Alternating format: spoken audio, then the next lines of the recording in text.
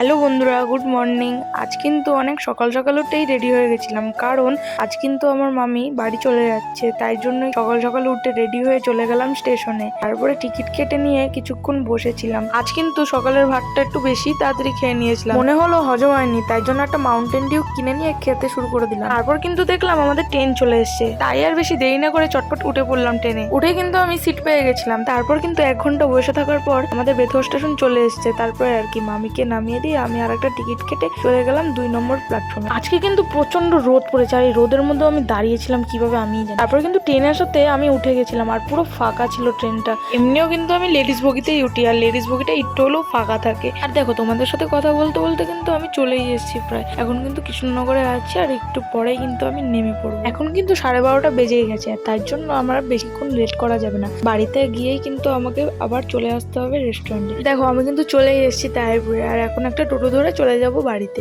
আমার না মনটা একটু একটু খারাপ করছে মামির জন্য। দেখো, মন খারাপ করাটা কিন্তু আমার স্বাভাবিক, কারণ এতদিন একসাথে থেকেছি আমরা, সবাই এত এনজয় করেছি। তো এখন হট করে মামি চলে গেল, তো মনটা খুবই খারাপ লাগছে।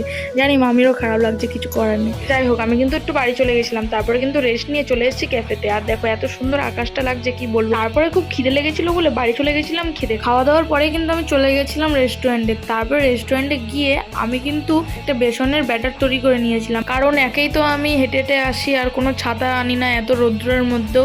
আর 2 দিন ধরে শুধু এদিক ওদিক যাওয়া পড়ছে আমার, তাই জন্য মনে হচ্ছে আমি একটু বেশি কালো হয়ে গেছি।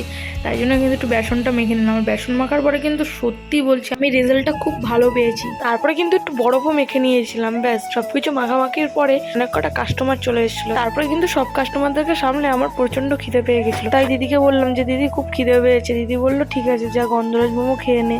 আমি বললাম ঠিক আছে। তাই জন্য 4টে গন্ধরাজ মোমো নিয়ে একদম মাইকো মেরে নিলাম। আমাদের এখানে কিন্তু মোমোটা এমনিও ফেমাস খুব, আর আমার গন্ধরাজ মোমোটা প্রচন্ড ভালো লাগে। এই জন্য কিন্তু আমি 4টে গন্ধরাজ মোমো খেয়ে নিলাম। আর আজকের ব্লগটা কিন্তু এই পর্যন্ত ছিল। দেখা হচ্ছে অন্য কোনো ব্লগে। টাটা সবাইকে।